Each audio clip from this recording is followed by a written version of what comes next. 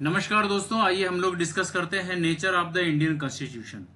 LLB students के लिए first semester के लिए स्पेशल ये टॉपिक जो है उनके सिलेबस का पहला ही पार्ट है। ठीक है, nature of the Indian constitution को हम अच्छे से समझेंगे और ये बहुत ही इंपॉर्टेंट टॉपिक है।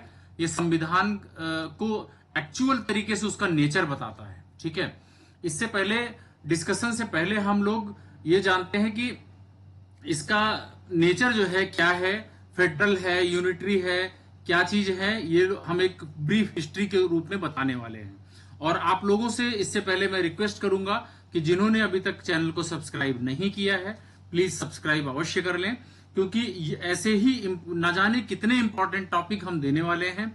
आपके कोई भी कंपटीशन आप दे रहे हो, कोई भी आप एलएलबी का सेमेस्टर जैसे भी आप आगे बढ़ते जाएंगे वैसे ही ये बेसिक नॉलेज आपकी बनती जाएगी। ठीक है, ये आपके जुडिशरी में भी एक एक पॉइंट काम आएगा, ऑल इंडिया बार एंट्रेंस एग्जाम में भी काम आएगा। ठीक है, ये बहुत इंपॉर्टेंट टॉपिक है, इसलिए इसको हम लोग अच्छे से समझते हैं। इसीलिए मैं रिक्वेस्ट कर रहा हूं कि आप सब्सक्राइब अवश्य कर लें।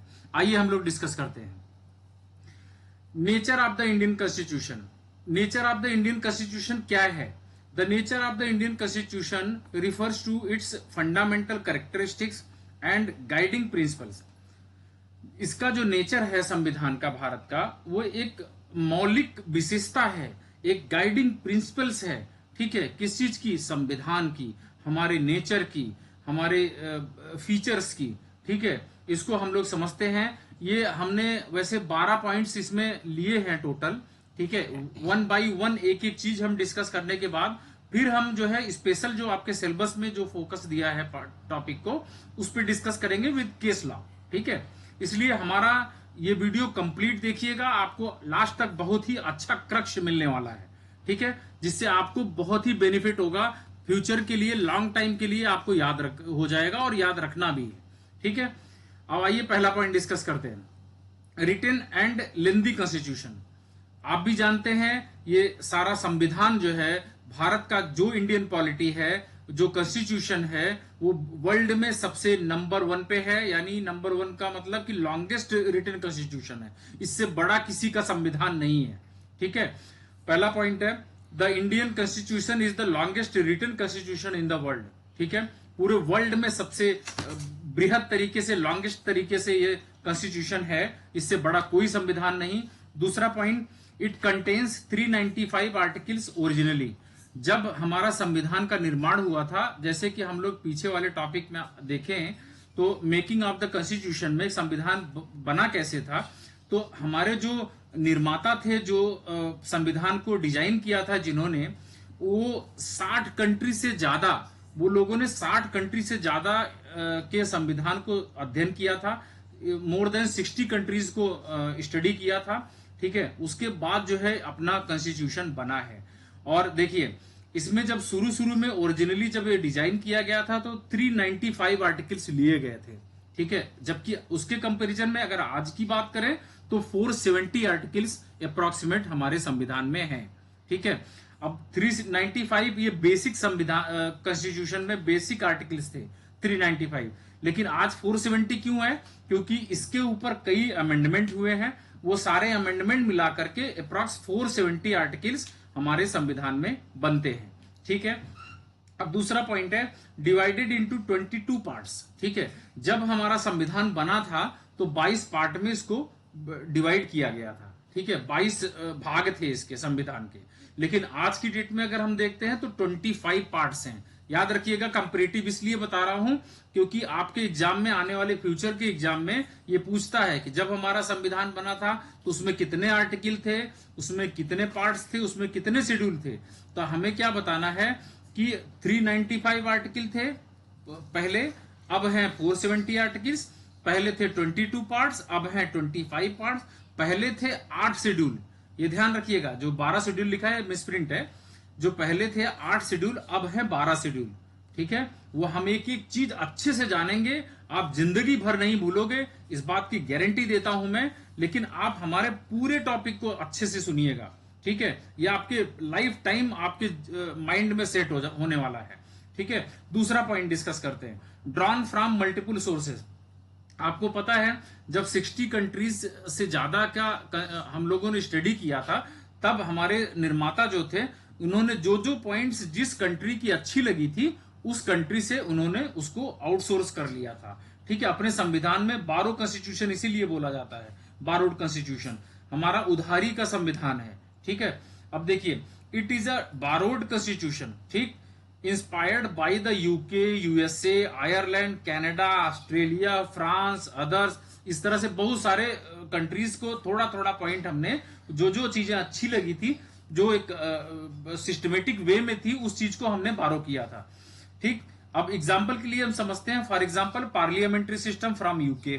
ठीक है, जो हमारा संसदीय प्रणाली थी, पार्लियामेंट्री सिस्टम है, वो यूके से लिया गया है। यूके मतलब यूनाइटेड किंगडम। ठीक है, ब्रिटेन से लिया गया है, कहीं कहीं ब्रिटेन से लिखा रहता है, कहीं कहीं यूके रहता है, इसलिए कंफ्यूज होने की जरूरत नहीं है। ठीक है, फंडामेंटल राइट्स जो है यूएसए से लिया गया है, यूनाइटेड स्टेट ऑफ अमेरिका। ठीक है, डायरेक्टिव प्रिंसिपल फ्रॉम आयरलैंड से लिया गया है, जो डायरेक्टिव प्रिंसिपल है वो आयरलैंड से लिया गया है। ठीक है, जो नीति निर्देशक तत्व जिसे बोला जाता है। ठीक है, third point, federal in form, unitary in spirit. अब देखिए, बहुत समझने की बात है जो आपको लाइफ टाइम भूलेगी नहीं।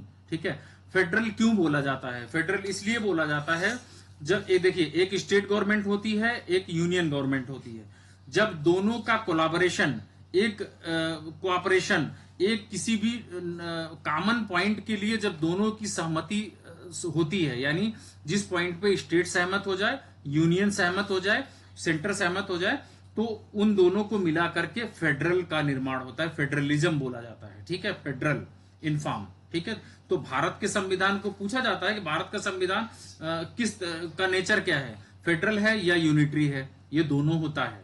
ठीक है, ये दोनों ही होता है। फेडरल कब हुआ? जब यूनियन और स्टेट दोनों आपस में कोऑपरेट कर रहे हैं, कोऑपरेशन से, कोऑर्डिनेशन से, एक सहमति तरीके से किसी भी चीज पे डिस्कस कर रहे हैं। ठीक, फेडरल हो गया। अब यूनिटरी कब होता है? Unitary in spirit. यूनिटरी होता है इमरजेंसी के केस में, जब इमरजेंसी लगती है कंट्री में, तब स्टेट का रूल बनाने का वर्चस्व खत्म हो जाता है, तब पूरा पावर सेंटर में चला जाता है, तब यूनियन गवर्नमेंट अपने आप से टैकल करती है। ठीक है, तब वहां यूनिटरी का कॉन्सेप्ट लागू हो जाता है। चलिए, इसको एक एक पॉइंट, वही चीज जो हमने डिस्कस किया, एक एक पॉइंट में डिस्कस है, आइए देखते हैं। India has a federal structure, union plus state, जो अभी मैंने बताया, but with a strong central government. ठीक है, स्ट्रॉन्ग सेंट्रल गवर्नमेंट कब होगा? जब यूनियन, देखिए, स्ट्रॉन्ग सेंट्रल गवर्नमेंट का एक कॉन्सेप्ट है, मैं बताता हूं। स्टेट गवर्नमेंट में मान लो किसी भी पार्टी की गवर्नमेंट है, ठीक है, और उसी पार्टी की गवर्नमेंट सेंटर में भी हो, ठीक, तब कहा जाता है कि दोनों ही जो पार्टी जो है एक स्ट्रांग रिलेशन में है, मतलब जो चीजें स्टेट चाहेगा वो यूनियन पास कर देगा। ठीक, तो उनकी दोनों की रजामंदी होती है, दोनों की आपस में सहमति होती है, तो इसे स्ट्रांग सेंट्रल गवर्नमेंट बोला जाता है। ठीक, पूर्ण बहुमत से, मेजोरिटी जिसके पास हो, ठीक है, उसे स्ट्रांग सेंट्रल गवर्नमेंट बोला जाता है। अब दूसरी पॉइंट की बात करते हैं। During emergency it becomes a unitary with the power centre concentrated in the centre. तो इमरजेंसी के केस में ये क्या हो जाता है? यूनिटरी हो जाता है। अब पावर जो होती है वो सेंटर के पास चली जाती है, सेंटर को कंसंट्रेट कर दी जाती है। ठीक है, थर्ड पॉइंट, फोर्थ पॉइंट है पार्लियामेंट्री सिस्टम ऑफ गवर्नमेंट। ठीक है, अब पार्लियामेंट्री सिस्टम क्या है? पार्लियामेंट्री सिस्टम हमने कहां से लिया है? आपको अच्छी तरह पता है, यूके से लिया है। ठीक है, हमारा पार्लियामेंट्री सिस्टम यूके से लिया, आउटसोर्स किया हुआ है। There is a dual executive, president nominal head and prime minister real head. इसका एक कॉन्सेप्ट मैं आपको बताता हूं जो जीवन में नहीं भूलेगा। देखिए, डुअल एग्जीक्यूटिव का मतलब क्या होता है? एक नॉमिनल हेड होगा, एक केवल नाम के लिए होगा, ठीक है, जो प्रेसिडेंट होते हैं, कि हाँ, हेड ऑफ द कंट्री कौन होता है? प्रेसिडेंट होता है। अब प्राइम मिनिस्टर को वर्चस्व क्या दिया गया? रियल हेड का, जो काम करेंगे, जो पावर होगा, जो एक एग्जीक्यूट करने का, वो सब प्राइम मिनिस्टर का होगा। जैसे एक फैमिली है, एक फैमिली में माताजी होती है और पिताजी होते हैं। माताजी का काम होता है पूरे घर में शासन प्रशासन को मेंटेन रखना। ठीक है, कोई भी चीज है, आपको कोई सब्जी लानी है, माताजी के इशारे पे होगा। आपको कोई काम करना है, कुछ भी करना है, कोई जाना है, कहीं घूमने जाना है, तो आपको पहले माँ से परमिशन लेनी होगी। माँ नहीं चाहेगी तो आप घर से बाहर नहीं निकल सकते। ठीक, अब पिताजी का क्या वर्चस्व है? पिताजी एक नॉमिनल हेड की तरह बैठे हैं, मालिक तो कहे जाएंगे पिताजी, क्योंकि दुनिया जानेगी पिताजी को, ठीक है, क्योंकि वो बाहर घूमते हैं। माता जी का वर्चस्व घर के अंदर होता है, ठीक है। पिताजी को जानेगी दुनिया, माता जी को जानेंगे घर वाले लोग। अब इसलिए जो है जानेंगे कि भैया उस घर का मालिक कौन है, पिताजी है, लेकिन वो नॉमिनल है, भैया उनकी चलती नहीं है, चलती तो माता जी की है, ठीक है। तो ये मतलब है समझाने का प्रेसिडेंट और प्राइम मिनिस्टर का, ठीक है। अब देखिए दूसरा पॉइंट है, the council of minister is collectively responsible to the Lok Sabha. अब जैसे देखिए हमारा जो बाई कैमरलिज्म कहलाता है, जो चीज अभी आगे आएगा वो पॉइंट, बाई कैमरल क्या होता है, दो द्विसदनीय, ठीक है। एक होता है लोकसभा, एक होता है राज्यसभा। जो कैबिनेट मिनिस्टर की बात होती है, जो काउंसिल ऑफ कैबिनेट का कॉन्सेप्ट आता है, काउंसिल ऑफ मिनिस्टर्स की बात आती है, तो वो रिस्पॉन्सिबल होता है लोकसभा के लिए, ठीक है, वो स्पेशली लोकसभा के लिए, जो कि पार्लियामेंट्री सिस्टम का पार्ट है, ठीक है। अब फिफ्थ पॉइंट, सेकुलर स्टेट।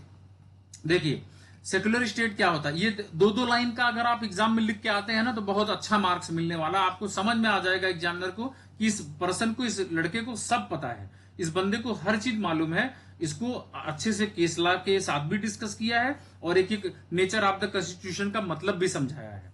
देखिए सेकुलर स्टेट क्या बोलता है, the Indian constitution ensures no official religion. अगर भारत के संविधान की बात करें, भारतीय संविधान किसी भी रिलीजन को नहीं मानता, ठीक है, ऑफिशियली नहीं मानता है, लेकिन वो सबको रिस्पेक्ट करता है। It respects all religions and promotes religious freedom under article 25 to 28, ठीक है। अब देखिए हमारा जो फंडामेंटल राइट्स है उसमें कितने आर्टिकल हैं, 12 से लेकर 35 तक, ठीक है, ये हमारा फंडामेंटल राइट्स है। अब उसी में से एक फंडामेंटल राइट्स ये भी है, राइट टू रिलीजन, ठीक है।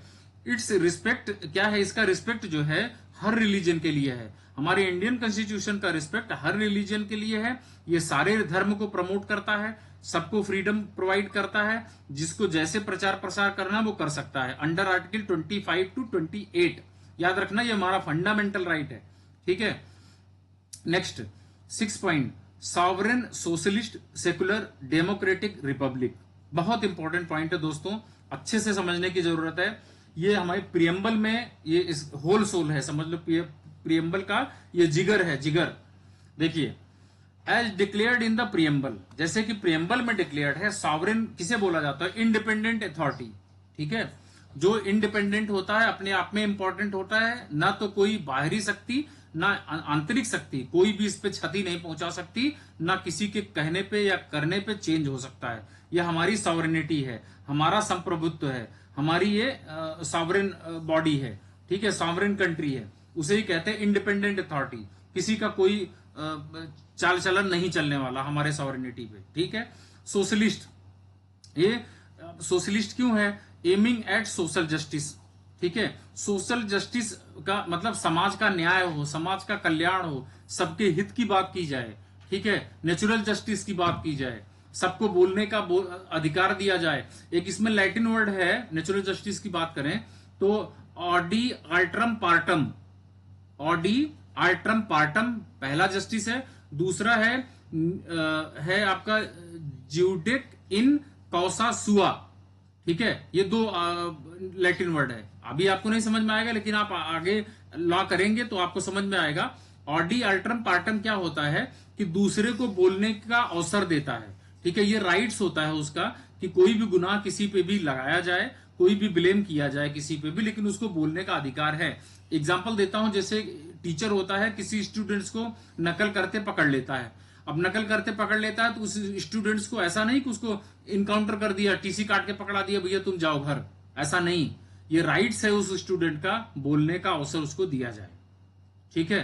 उसने नकल बेशक करते हुए पकड़ा गया है, लेकिन उसको बोलने का राइट है, ठीक है। ये होता है हमारा सोशल जस्टिस, नेचुरल जस्टिस, ठीक है।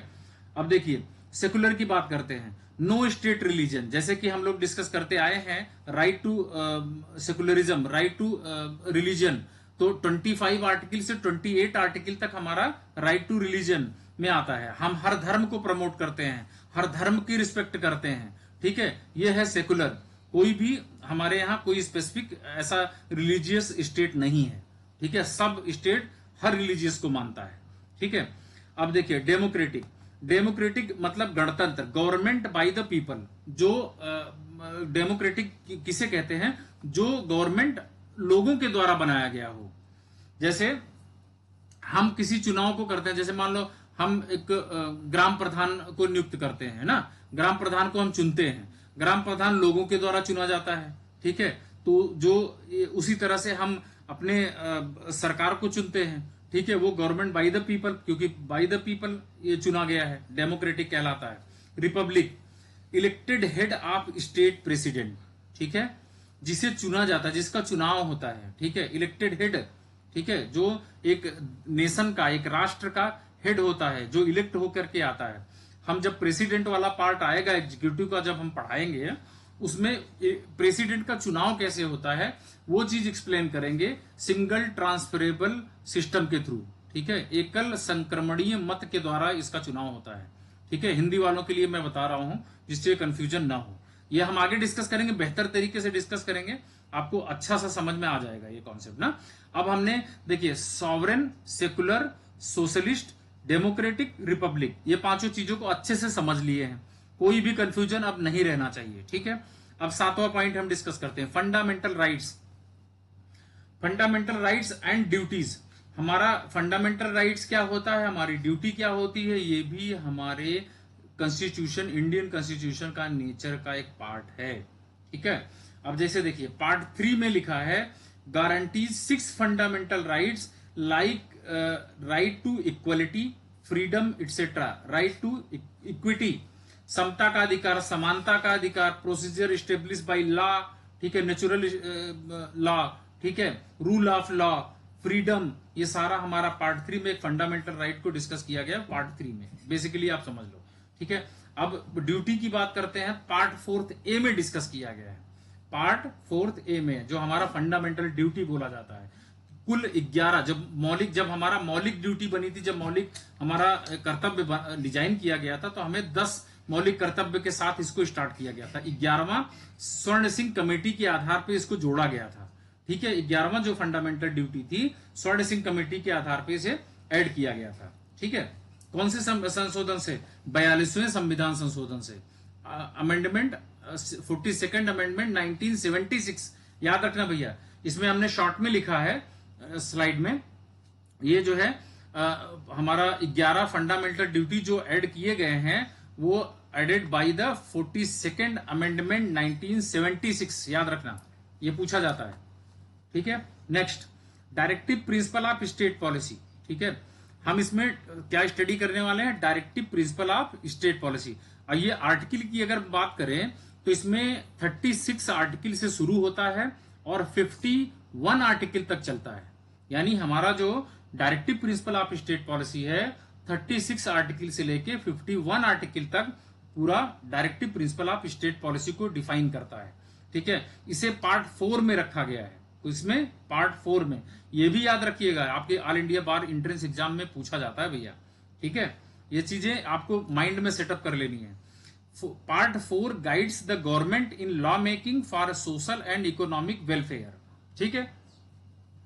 ये जो है क्या करता है, इकोनॉमिक, जैसे मान लो कोई बहुत गरीब लोग हैं, ठीक है, जो गरीबों की सहायता करना इकोनॉमिक वेलफेयर कहलाता है, समाज की सहायता करना सोशल वेलफेयर कहलाता है। ऐसे गवर्नमेंट जो रूल बनाती है सोसाइटी के लिए और पब्लिक के लिए, पुअर पब्लिक के लिए, ठीक है, वो चीज directive principle of state policy कही जाती है, ठीक। Next, inspired by the Irish constitution, जो directive principle of state policy है वो कहां से लिया गया है, आयरलैंड से लिया गया है, ठीक है, इसीलिए इसको आयरिश कॉन्स्टिट्यूशन बोला जाता है, ठीक है। आइए next, independent and integrated judiciary. अब ये क्या होता है, judiciary independent of the executive and legislature. देखिए जो पार्लियामेंट है वो 3 पार्ट में बटा हुआ है, ठीक है। एक होता है आपका एग्जीक्यूटिव, दूसरा होता है जुडिशरी, तीसरा होता है लेजिस्लेचर, ठीक है। अब ये क्या होता है, ये कौन सी बला आ गई, अब देखो ये क्या होता है, इसका मतलब समझ लो, बेसिक कॉन्सेप्ट है। कोई भी जब रूल बनाया जाता है, ठीक है, कोई भी जब रूल बनाएगा तो कौन बनाएगा, लेजिस्लेचर के थ्रू बनेगा। कोई भी बिल बनेगा, कोई भी एक्ट बनेगा, वो किससे शुरू होता है, कोई भी रूल लेजिस्लेचर से। उसे एग्जीक्यूट कौन करता है, एग्जीक्यूटिव करता है, ठीक है, एग्जीक्यूटिव बॉडी करती है। उसके बाद जो जुडिशरी होती है उसका काम होता है, जो रूल बना था किसने बनाया था, लेजिस्लेचर ने, उसी रूल को जो है एग्जीक्यूट किया गया एग्जीक्यूटिव के द्वारा। अब जुडिशरी क्या करेगी, उसमें इंटरप्रेट करेगी, इंटरप्रिटेशन करेगी, कोई भी चीज है कि फोर्सफुली इंटीग्रेट करवाएगी, उसको स्टार्ट करवाएगी, कमेंसमेंट करवाएगी। ठीक है। अब supreme court is the apex court followed by the high court and subordinate court. देखिए, सुप्रीम कोर्ट सबसे उच्च कोर्ट होता है, ठीक है, जिसे उच्चतम न्यायालय बोला जाता है। उसके बाद आता है नंबर हाई कोर्ट का, जो कि हमारे कंट्री में अगर बात करें टोटल कितने हाई कोर्ट हैं, 25 हाई कोर्ट है। ये पूछा जाता है भैया, इसलिए मैं बता रहा हूं। ठीक है। और 25 हाई कोर्ट है। अब देखिए, अब ये दूसरे नंबर पे आता है हाई कोर्ट। ठीक। अब तीसरा जो है सबऑर्डिनेट कोर्ट्स क्या होते हैं, जो डिस्ट्रिक्ट कोर्ट हो गया, लोअर कोर्ट हो गया, है ना, ये सारे जो है ये सबऑर्डिनेट कोर्ट्स होते हैं। अब सुप्रीम कोर्ट के द्वारा बाउंड होता है कौन, हाई कोर्ट। हाई कोर्ट के द्वारा बाउंड कौन होता है, सबऑर्डिनेट कोर्ट्स, यानी एक दूसरे के द्वारा ये लिंक्ड होते हैं। ठीक है। Next point, rigid and flexible. देखिए, some part of the constitution can be amended easily. ठीक है। हमारे संविधान का कुछ पार्ट ऐसा है जो बड़ी आसानी से अमेंड किया जा सकता है। ठीक है। Others need a special majority. कुछ ऐसे पार्ट हैं जिन्हें स्पेशल मेजोरिटी की जरूरत पड़ती है अमेंडमेंट के लिए। ठीक है। नेक्स्ट, ये क्या है जो स्पेशल मेजोरिटी की जरूरत पड़ती है, और जो नॉर्मल कॉन्स्टिट्यूशन है, जो नॉर्मल पार्ट्स है जिसमें इजिली अमेंड किया जाता है, ये भी हम आने वाले वीडियो में ये एक्सप्लेन करेंगे, बहुत अच्छे तरीके से आपको सेट होने वाला है। ठीक है। Thus it has both rigid like USA and flexible like UK elements. अब देखिए, ये क्या कहता है कि यूएसए का जो कॉन्स्टिट्यूशन है वो बहुत रिजिड कॉन्स्टिट्यूशन कहलाता है, बहुत ही कठोर तरीके से उसको डिजाइन किया गया है। ठीक है। जो यूके का कॉन्सेप्ट है, यूके का कॉन्स्टिट्यूशन है, वो फ्लेक्सिबल है, वो लचीला है। ठीक है। आइए नेक्स्ट, यूनिवर्सल एडल्ट फ्रेंचाइजी। ठीक है। यूनिवर्सल एडल्ट फ्रेंचाइजी क्या होता है, ये कॉन्सेप्ट हमने मेकिंग ऑफ द कॉन्स्टिट्यूशन में भी समझा था कि एडल्ट फ्रेंचाइजी के आधार पर। ठीक है। उसका मतलब क्या होता है, universal adult franchise, all citizens 18 years and above can vote regardless of caste, creed, religion और जेंडर।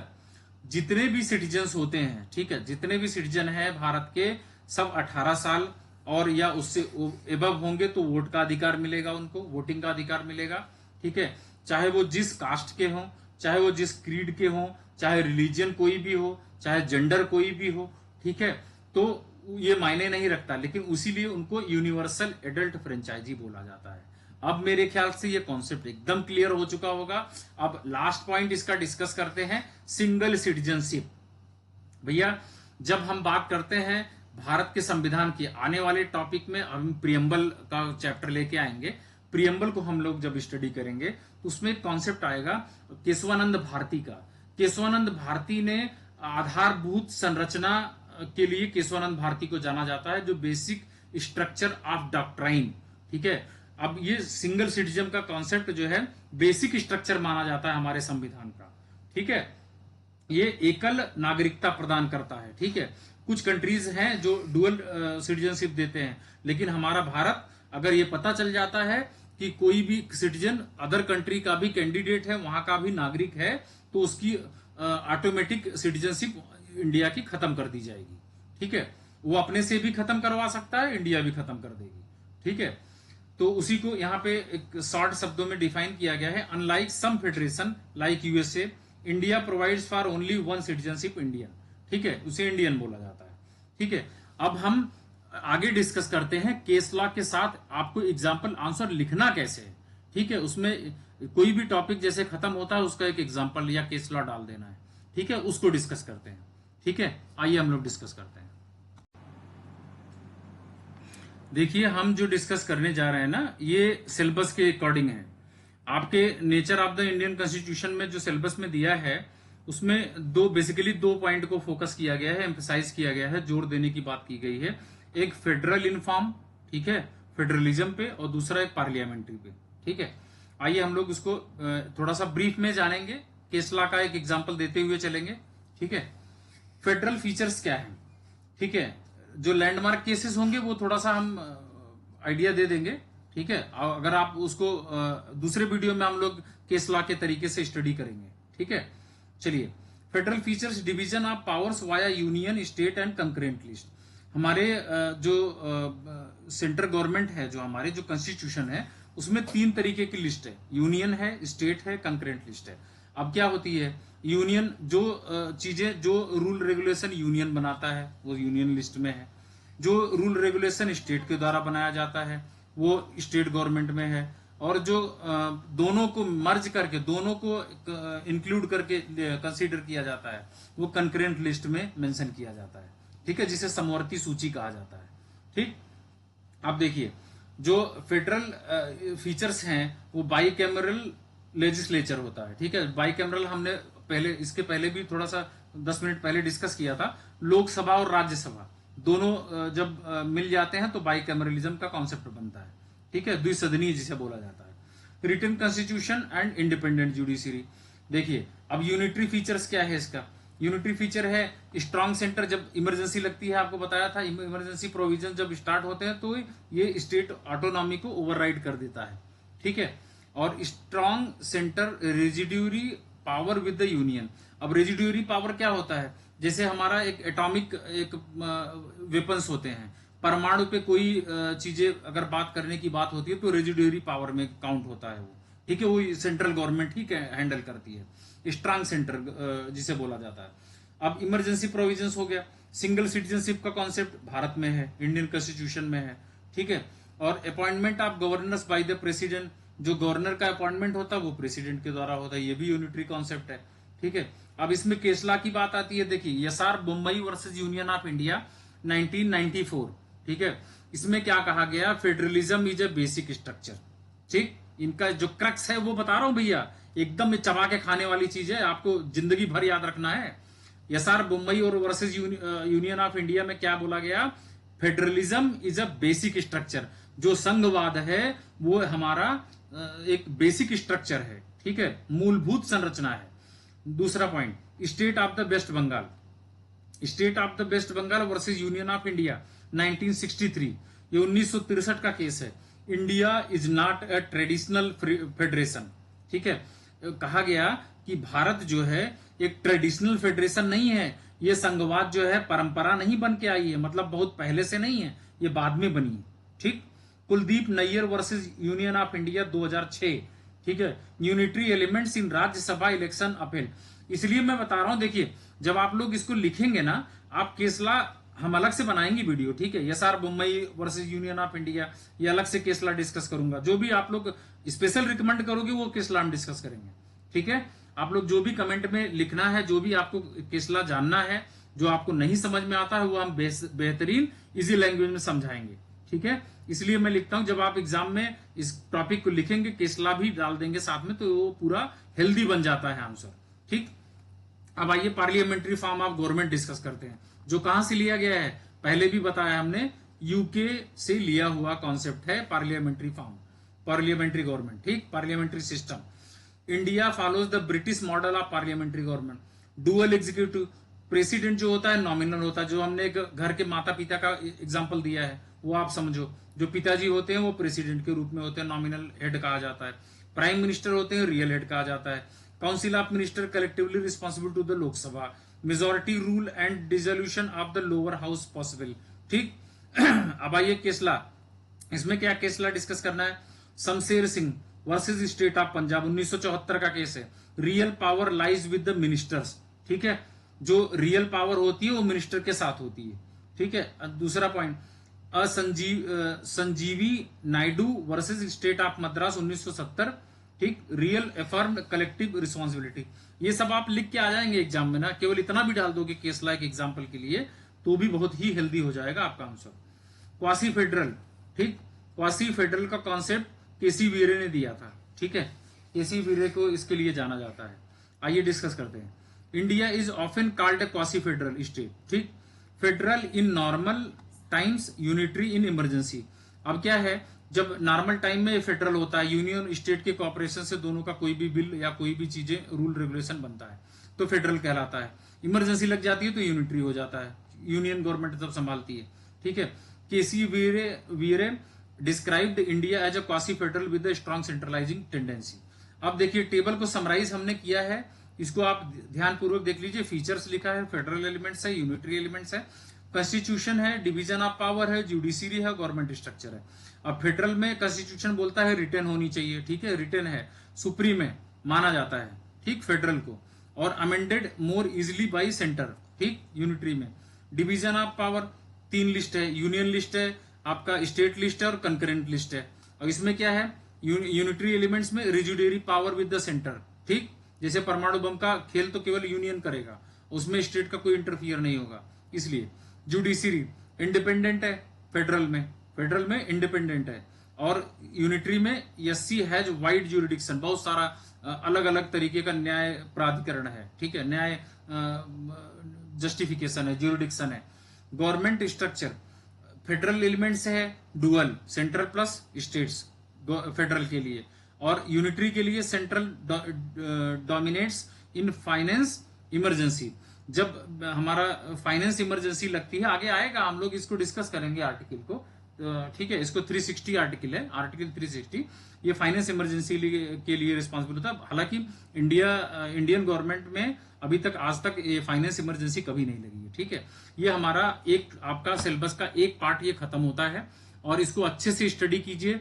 हम जितनी बेहतरीन तरीके से एक्सप्लेन किए हैं, आप इसको सुन भी लेंगे तब भी आपको पूरा याद होने वाला है, ठीक है। आपको वीडियो पसंद आया हो तो प्लीज लाइक करके जाएं, ठीक है। जिन्होंने सब्सक्राइब नहीं किया है चैनल को, उनसे मेरी रिक्वेस्ट है वो चैनल को अवश्य सब्सक्राइब कर लें, ठीक है। मिलते हैं हम लोग नेक्स्ट वीडियो में। Thank you so much.